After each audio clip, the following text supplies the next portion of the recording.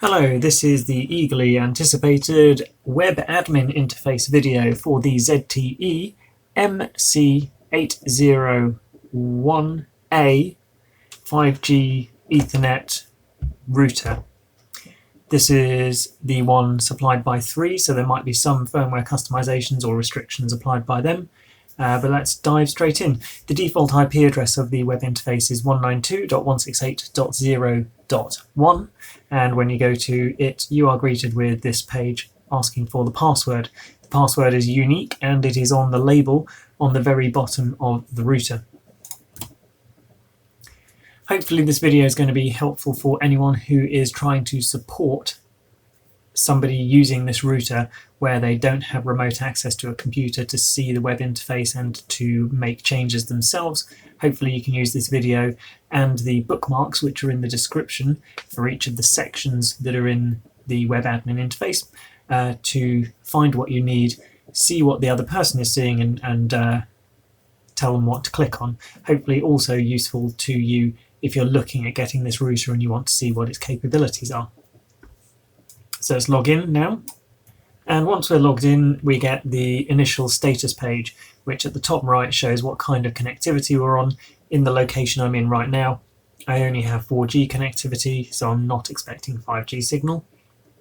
I'm using a 3 SIM and I've got apparently 2 bars of signal strength.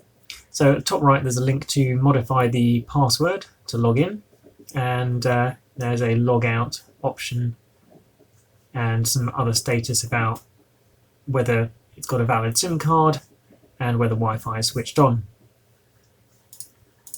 A lot of these settings you can't change while the router is connected to a 3G or to a mobile network, a data network.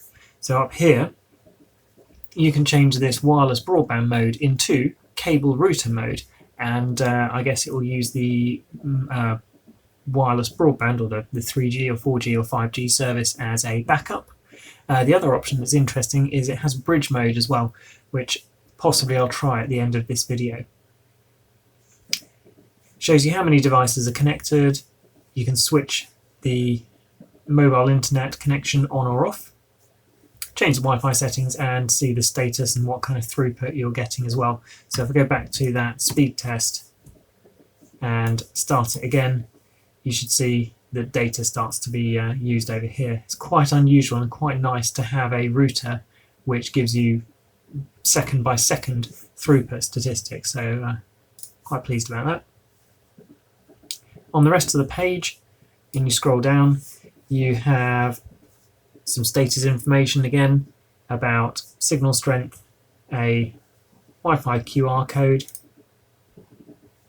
and detailed information which shows you your WAN IP address, and that's about all that you get extra that's interesting.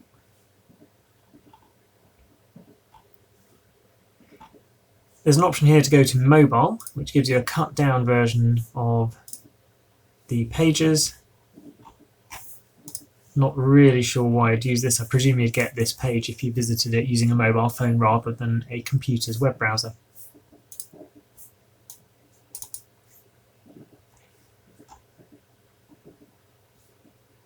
So let's go into the first option here, which is the access device. So this allows you to set a MAC address filter. I wouldn't really rely on that heavily because it's easy to spoof MAC addresses.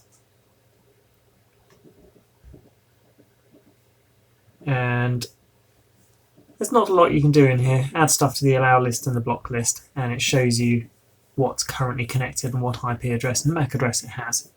Okay, so let's go into the 4G settings section, and almost all of these you won't be able to change while you are connected. So I'll go back out of this in a moment and disconnect and then have another look, because you can't click on this network selection or any other options. And the same for the APN. Also can't be changed. Let's go back to the main screen, turn off the mobile connection or mobile connectivity, go back into settings, and now we have the option to change between automatic and manual mode, allow roaming, so using data while abroad. You can change network selection to 4G only if you needed to, and 2 different types of 5G connectivity. I'm afraid I don't know what those acronyms mean or what difference it would make at all, or you can have it on auto. And APN, where you can set the APNs. So for 3, there's one called 3 Internet, and then I believe there's another one called 3.uk or 3.co.uk, possibly. One of them gives you carrier grade NAT, and the other one gives you a public IP address on the internet. So let's turn the internet back on. There we go. And we'll click on the Wi-Fi settings option. So there's Wi-Fi switch, enable or disable, which is interesting because I haven't seen a Wi-Fi switch on the outside of this device.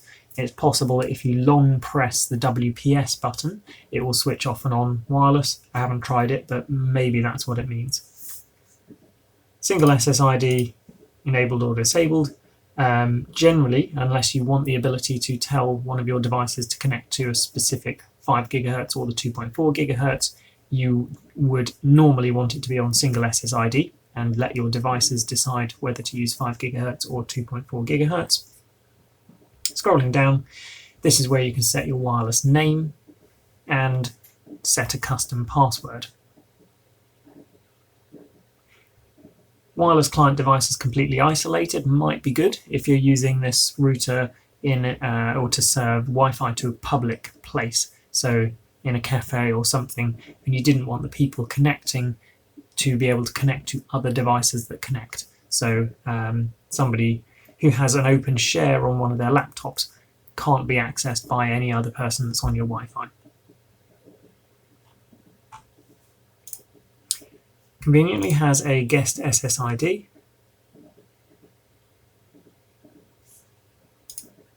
Doesn't seem to let you set the name until you've enabled it. And once it's enabled, you can then set separate details, and you can actually have the guest one with all the clients blocked talking between each other, and your normal one, the devices would be able to talk to each other. Don't know how accurate this is going to be for the time limit for guests connecting, but quite a strange feature or unusual feature for this router to support. I'll switch that back off because I don't need it turned on for the moment.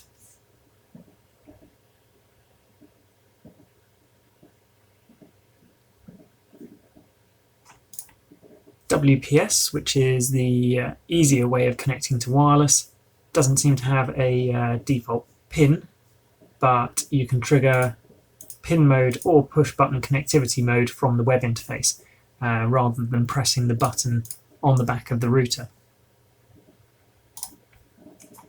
Advanced settings, you can set the country or region, which might allow you to use different wireless channels. So for example, in UK mode, you can use up to channel 13, but if I set it to America, I suspect, it blocks you using anything above channel 11 due to their regulations. Maximum number of things that can connect to the wireless is 32 and can't be changed to anything higher. I'm not sure why you'd change it to something lower, but you have the option to do it there. And you can set the bandwidth, which will increase the speed that you can transfer over Wi-Fi. These look like they're on quite sensible defaults, so that's good. And then we've got InternetWi-Fi, and an InternetWi-Fi switch.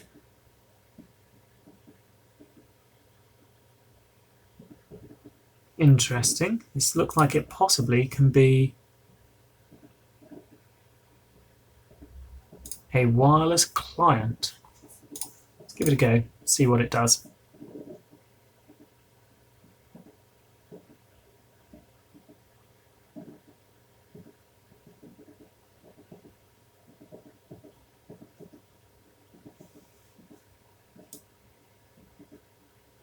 And indeed, this device is surprisingly feature rich. So you could have this 5G modem or router sitting somewhere and connected to somebody else's Wi-Fi, and then should that Wi-Fi get switched off or go wrong, it would then fall back to using the 3G, 4G, 5G SIM in the modem. That is quite an obscure function, but fair enough.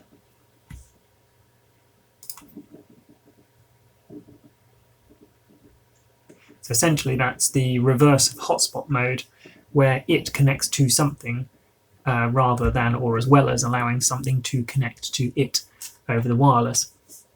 So that's the full wireless settings pages explored. Let's move on. So you can't click on anything over at this net surfing section. And let's go down to the suggested position option. And I'm not sure this is going to be easy to do, because to do so you'll need to unplug and move the device, plug it back in. But let's see what it does.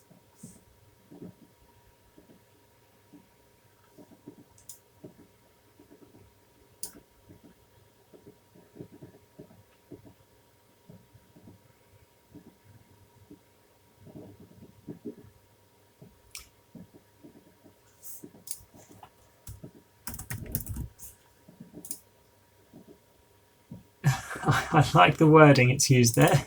Detection results terrible. So yes, this allows you to move the 3 5G router to different places, do the detection, give it a name or a reference, and then repeat that step over and over, and you'll have a big list of rooms that you've tried it in and how good or bad the signal was. That's not a bad option. The thing that could improve it here, I think, would be, as well as it giving a plain English result, such as terrible, it would be nice from a technical point of view if it also said the signal strength in decibels or dBm.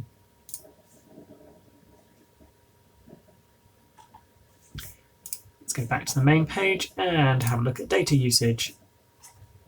So by default it seems to be off, and I guess you can get it to disconnect when it's used a certain amount of data or time.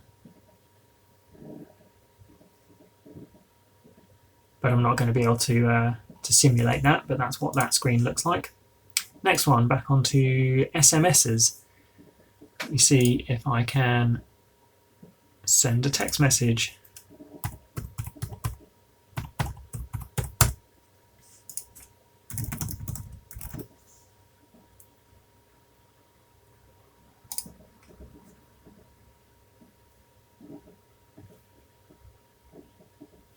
So that's sent, and I will see if I can respond to it. There we go. That reply popped up on the screen without me having to refresh or anything. So that's how text messaging works through this web interface.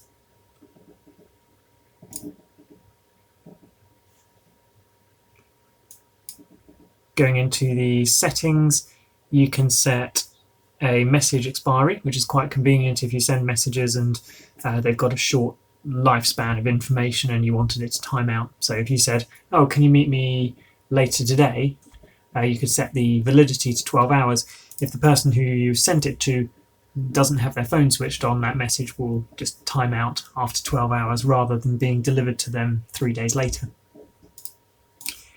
You can set the message center number, which is the device that handles receiving of your text message when you send it, and enable delivery reports, which is also useful if you want to know whether the person you've sent it to has received your message. So I'm going to turn that delivery report on and set the validity, and or try sending a text message again and just see what the delivery reports look like.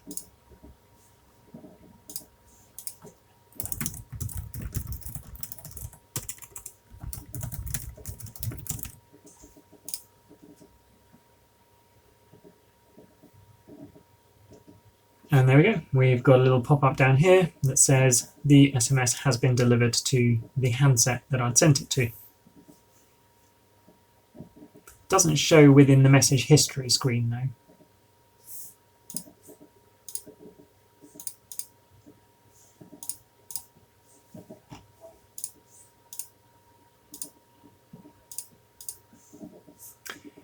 Top right here, you can change it to SIM SMS, and if there are any SMS messages stored on the SIM, it would show you. Phonebook, which will be to do with sending text messages.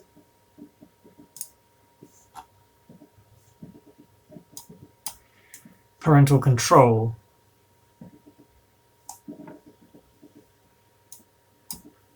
Let's see how good parental controls are. I'll add my device and click on Manage and see whether I can, or what I can set, whether I can block specific websites or just block internet access at certain times.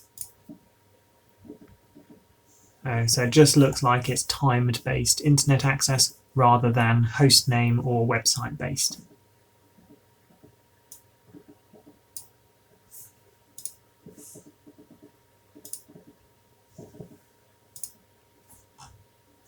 And finally, advanced settings. So you can do night mode, and schedule the lights to turn off on the front of the devices. So I'm going to set it to, well, that's within the time I'm recording this now. Let's turn that on. And indeed, all of the lights on the front of the router have gone off. There's no indication that it's switched on. The light that is related to the network socket at the back that I'm plugged into is still on, but all of the ones at the front are off. So that would be a very surreptitious way to carry on using the internet while people thinking that the modem or router is switched off. Wi-Fi awake settings. So switches wireless off during certain times.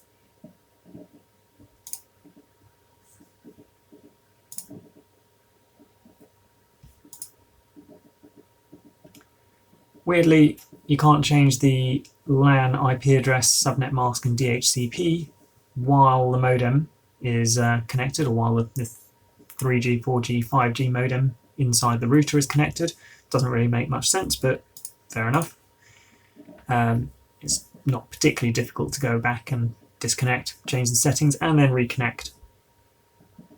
You can set the maximum transmission unit and the maximum segment size. Unless you know what you're doing, those should be left as they are. MAC IP binding, which will be giving the same IP address to a device. So if you've got a printer on your network or a CCTV camera or box that you don't want it to change IP address, you can fill in its MAC address here and then give it a fixed IP on your local network.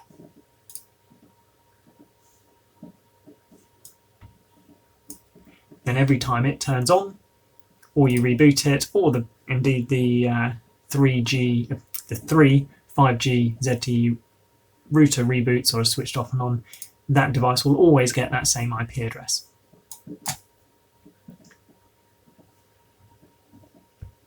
So we've got firewall. I guess what we're seeing here is what they mean by firewall switch and Wi-Fi switch actually just means firewall enabled or disabled. So you should just say firewall enabled, disabled. So you can do port filtering, which will stop people connecting out to stuff unless it's either on the allow or the deny list. So specific IP addresses or protocols or ports. So you can block, for example, access out on port 53 DNS to other places other than one DNS server that you want people to use.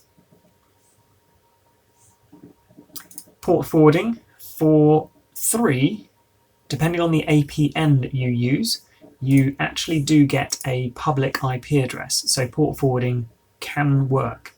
A lot of the other networks, or I think every other UK network, unless you've gone on a really obscure one that definitely gives you a public IP address, Most other networks have carrier grade NAT, where you share an IP address with tens, if not hundreds, of other customers, and port forwarding won't work back into your network.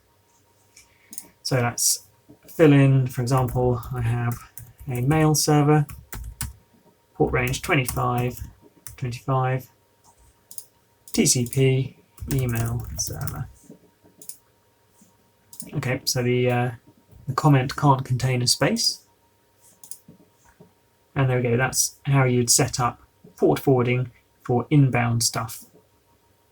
And just to double check, I'm interested under detailed information to check that I definitely do have, a public IP address there. The 92.40 is a WAN IP assigned specifically to this 5G router. If it had 10 dot something or other, or a 169 dot something or other, or a 172, or even another 192 IP address, that would be carrier grade NAT. There's probably also some other schemes, IP address schemes, which are also internal and nattered, but I can't think of them off the top of my head. So it's interesting, the Parental Controls doesn't send you or refer you to this URL filtering, but let's see how good it is. So at the moment I should be able to get to bbc.co.uk/news. Not sure I wanted to visit that website because the world's pretty depressing at the moment. But let's try blocking bbc.co.uk. And for good measure, I will also do www.bbc.co.uk.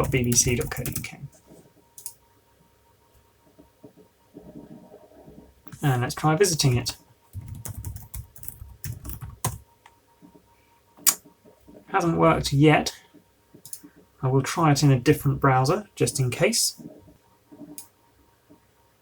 Okay, so anything new trying to visit that website then does struggle. So it's just that Chrome, which I'm using, had visited it fairly recently, and therefore was still able to contact the server. But actually now I try it after a minute or so, it is managing to block it. I'm not sure how effective that is.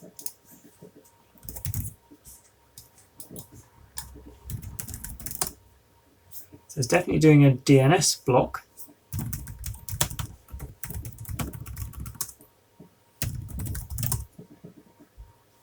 And it appears to be blocking it being looked up via any other DNS server.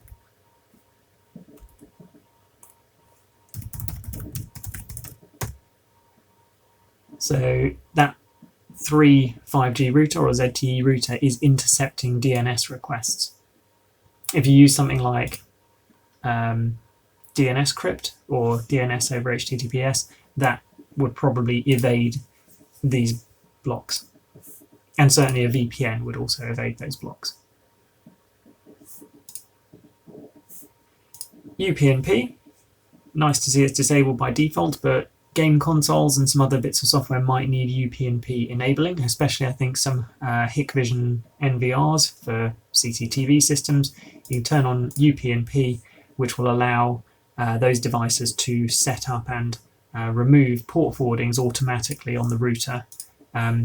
Could also be seen as a security risk because other devices can just open and close ports on demand. DMZ is demilitarized zone, which essentially is port forwarding absolutely everything through to a specific IP address on your LAN. So if you're having trouble with port forwarding or games, sometimes people are recommended to do this. I wouldn't do it. I think you're better off investigating and trying to find out what's wrong with your port forwarding rather than just doing DMZ and sending everything through to that device. Let's see what's under system security. You can enable the WAN management, and because it has a default complicated password, and that's not such a security risk, and you can block WAN pings as well if you wanted to. I wouldn't bother enabling that. Blocking pings makes diagnostics more difficult. whilst not really increasing your security. On the Update tab, this will be where you do firmware updates. Let's see if there is any update.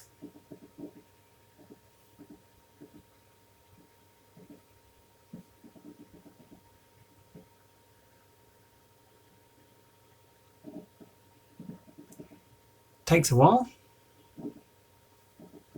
and there's no new version available. Interesting that it says, I say, last update rather than the last check. It also looks like it may do automatic firmware updates. If you're not keen on that and you want network stability, I'd set that to disabled. We may be nearing the end of this web interface. Let's go to the Others option. So you can reset, which I guess will factory reset, the router, or you can use the pin on the underside of the router, or pinhole on the underside of the router. I've got a separate YouTube video about that if you wanted to see that process. You can restart the router, which will just be the same as switching it off and on. Pin management, which will be to do with locking the SIM, so that if somebody took the SIM out and put it into another phone, they wouldn't be able to use it without the pin. SNTP is to do with synchronizing the time, so that if you reboot this router, it can automatically set its own time without having to be manually set.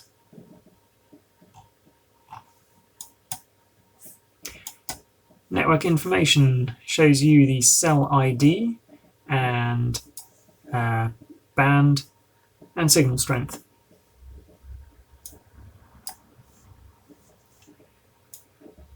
Diagnosis looks like just a HTML page, and there is a button. Let's click on that. Diagnosis.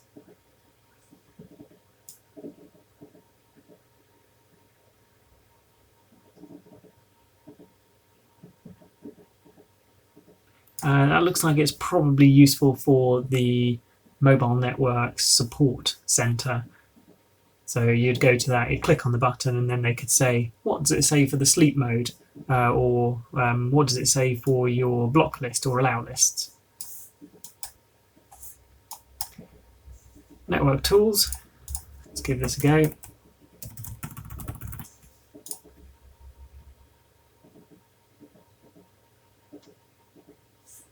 Does what it says on the tin, does a ping or a traceroute.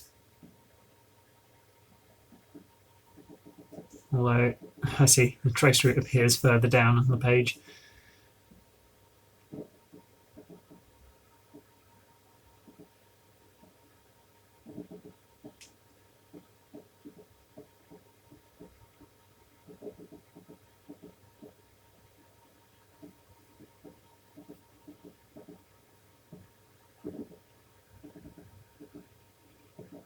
And we're nearly there. And that's done.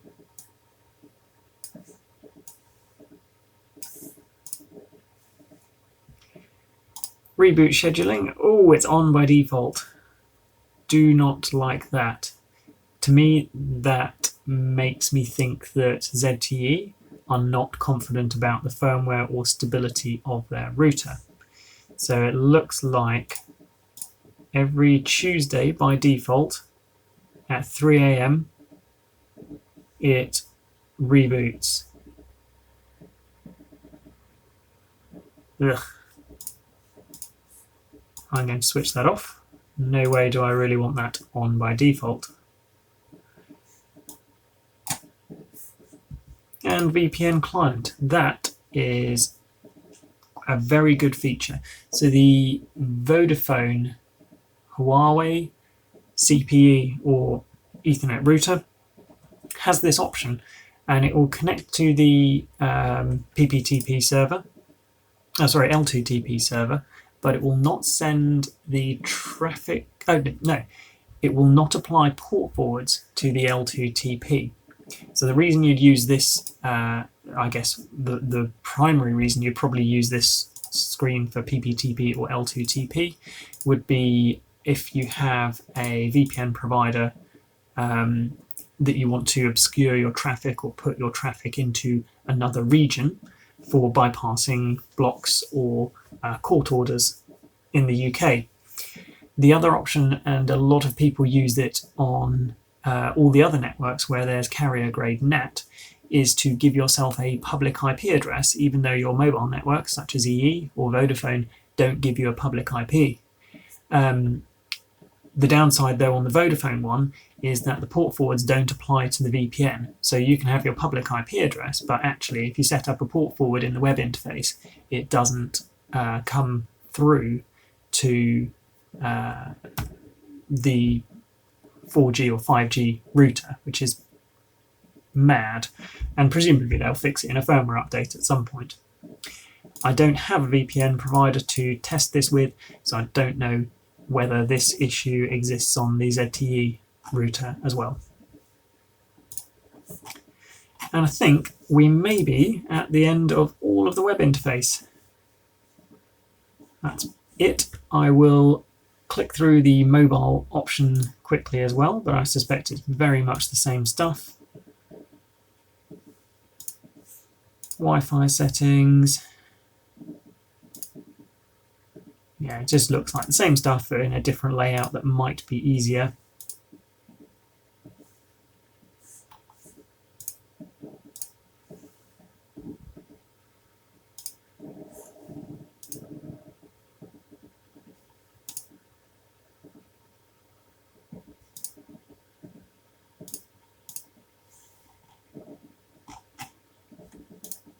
And there we are.